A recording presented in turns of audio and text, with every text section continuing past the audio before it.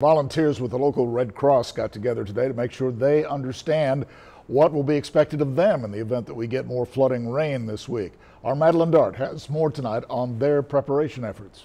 As residents of the Coastal Bend prepare for potential flooding later this week, staff and volunteers at the Red Cross are doing the same, hoping for the best but preparing for the worst. Lead volunteers finalizing plans in case of heavy rainfall and flooding. Coordinating efforts, getting assignments of responsibilities, and ensuring that we are as organized as we possibly can be. Sheila Johnson is a part of the 92% of volunteers that make up the Red Cross. She says when it comes to natural disasters, preparation absolutely is key. Ensuring that you get your kit together. Johnson urges residents to keep track of valuable documents, stock up on extra water, non-perishables, and extra medication. Alongside Johnson is Fernie Fernandez. When it comes to response efforts, he's a pro. Hurricanes, tornadoes, floodings, fires. Fernandez has been with the organization for 10 years. 5 years.